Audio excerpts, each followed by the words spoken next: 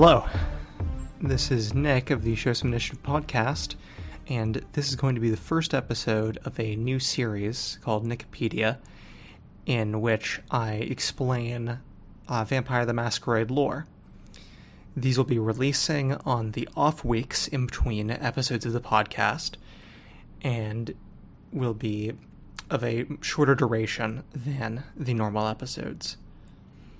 The first episode today will be focusing on Kindred biology, and by biology I mean their abilities, how they're created, things of that nature.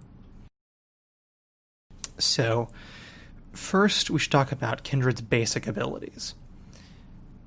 The most obvious is this: Kindred are immortal.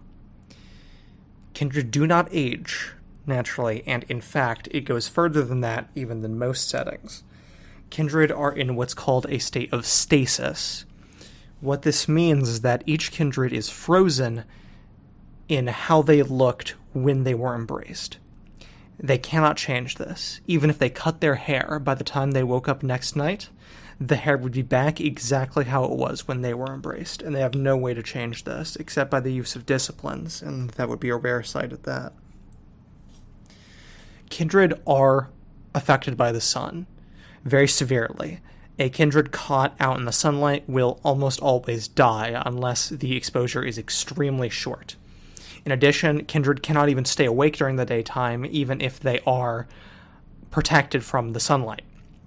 They experience a supernatural drowsiness that will cause them to fall asleep almost inexorably unless they are of extremely high willpower.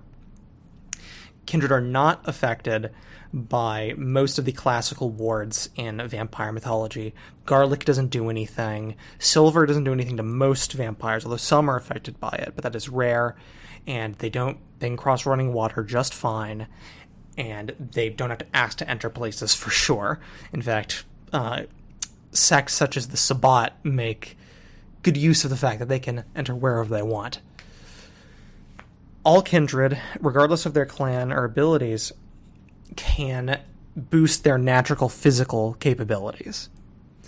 This is called blood buffing, and in which they use the vitae, the blood in their veins, in order to strengthen themselves or make themselves move faster or make themselves tougher. This is not the most efficient way to use blood, typically, but because of this, any kindred, no matter how weak they were in life, can hit like a professional boxer or a weightlifter when they need to.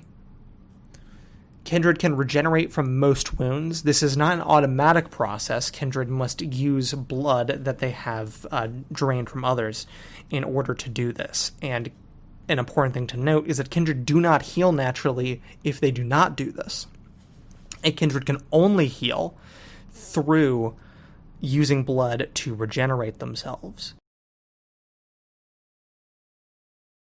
And they can recover from really most wounds. I mean, you can punch a hole in a kindred, you can riddle them with bullets, they'll be fine, as long as they can regenerate later. Kindred can be killed by a few things. Massive trauma in general can kill a kindred. If you rip them in half and dice them up, the kindred's dead.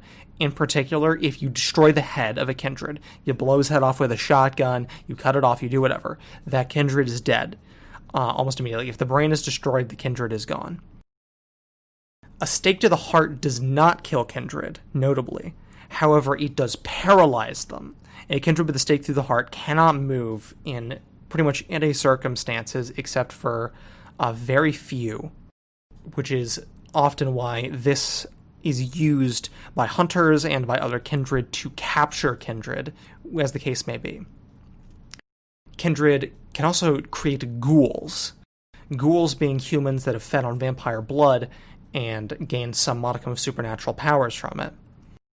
Ghouls, when they are fed in this way, vampire blood, become bound to the vampire that fed them, and as a result, they will become bound to serve them and to help them. Sometimes they'll even fall in love with them.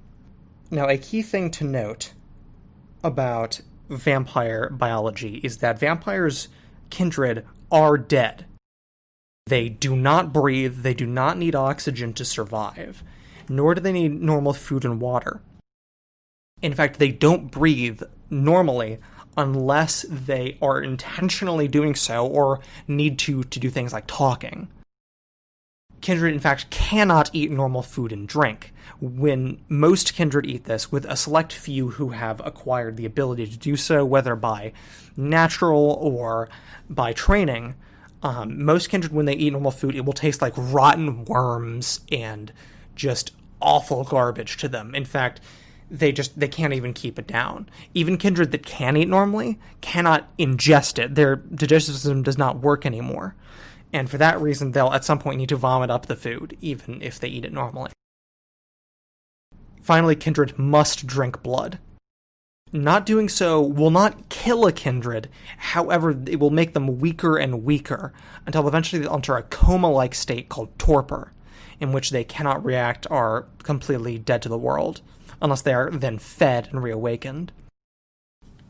Additionally, not feeding will make them hungrier, and as they get hungrier, they become more likely to do what's called a frenzy, which will be explained later.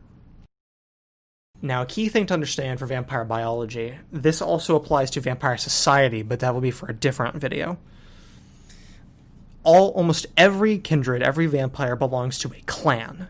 These clans, of which there are 13 total, give each kindred that belongs to them a unique set of vampiric abilities called disciplines.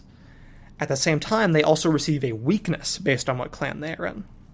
Now, disciplines, as I said, are vampiric powers, mostly very obviously supernatural. This ranges from controlling animals, to super speed, to blood sorcery, to supernatural charisma. Run the gamut, you can think of anything, it's probably a discipline. And the weaknesses also vary greatly. There's exactly one weakness per clan, and these are tied to the attitudes of the clan typically. So, for example, the Ventru, very snooty, very higher class. Their weakness is that they can only ingest certain types of blood, and this can vary greatly from only people from a specific city, or only nurses, or only what have you. Or the La Sombra, for example, do not appear in mirrors or videotapes, right? No matter what they do, they just simply don't appear in them. And these will be covered, along with disciplines, more in greater detail when I do videos on individual clans. So, moving on. There also exist Kaitif. These are clanless vampires, and they are usually made by mistake. When a vampire embraces another, sometimes it won't quite take, and as a result, a Kaitif is made, they're not showing the traits of the clans.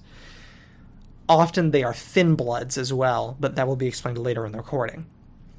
Kaitif can learn any discipline and have no weaknesses, however they cannot learn them as quickly, and are often of a higher generation, again explained later.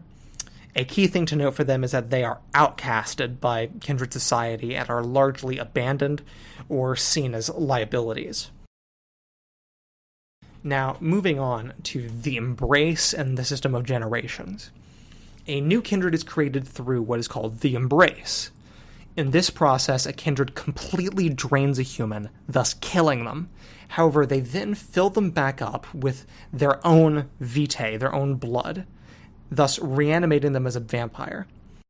A keynote with this is that the embrace can be very dangerous, because every kindred, when they awake for the first time, they have no human blood in their veins, and as the urge to drink blood flows into them, they are always ravenously hungry the first time they awaken as a vampire, which can lead to very unfortunate, very tragic incidents, with many kindred draining completely just innocent people, or even those close to them if they're nearby, as this ravenous hunger overtakes them.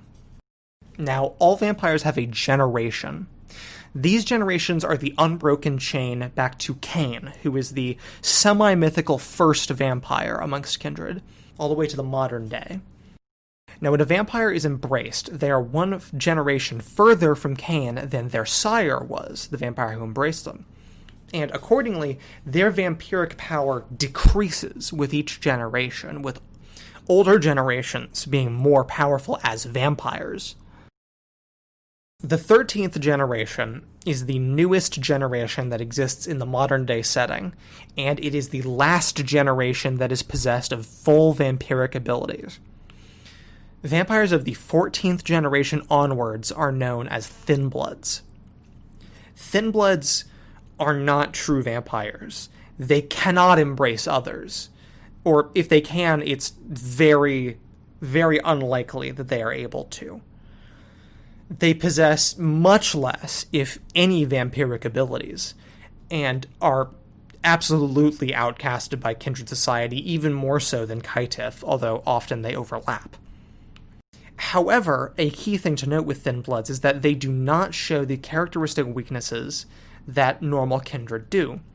Many of them can do things like eat normal food, or not needing blood to survive, having normal children. Some can even walk in sunlight normally.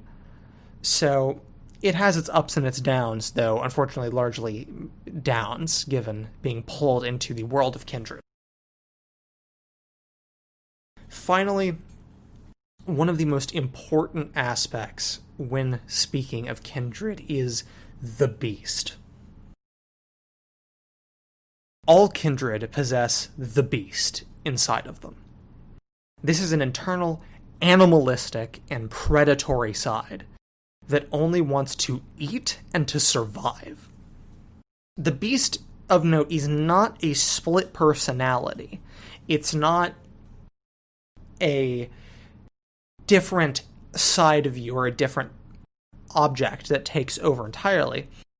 It's more an intense amplification of the natural instincts that a human being has as they transition from a normal human to a predator of the night. This is key to describing kindred as a whole. Kindred, fundamentally, when they are embraced, are the same as they were. They're still the person that they were. However, they have become a predator, and they have become a human being that has been laden with a predator's instincts as a result. All kindred must control the beast in their day-to-day lives. And if they fail to, the beast can take over them for limited periods of time.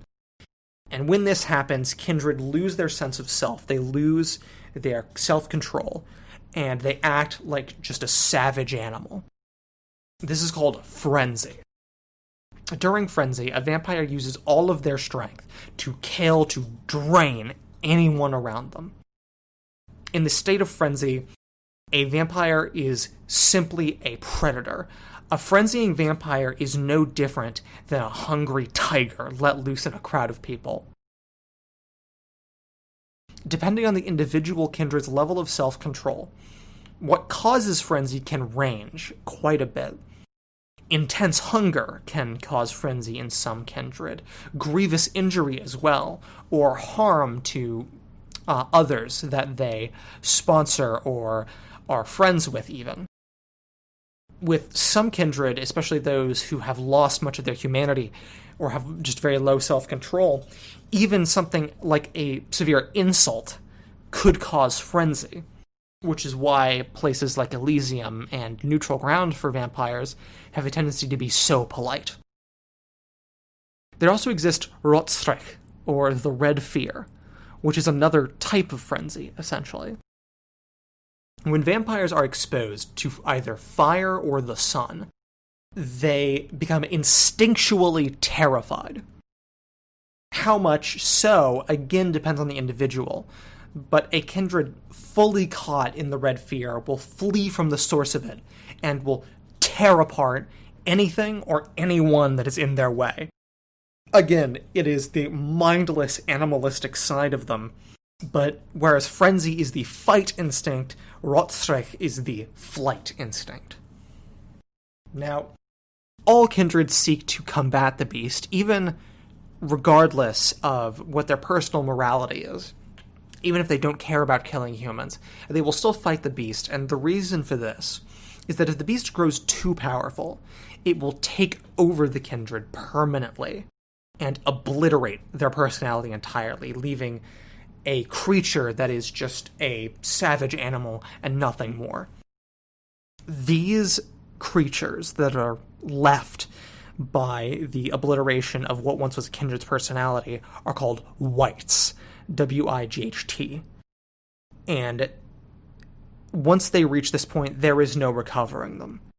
A wight will go around and destroy and kill and feed, and the only fate that it can expect is either being caught out in the sunlight and destroyed, or hunted down by vampire hunters, or, in fact, other kindred trying to uphold the masquerade. So, we've gone over quite a bit of kindred biology and their abilities, giving you a good idea of their capabilities. Thank you for tuning in, and I'll see you next week.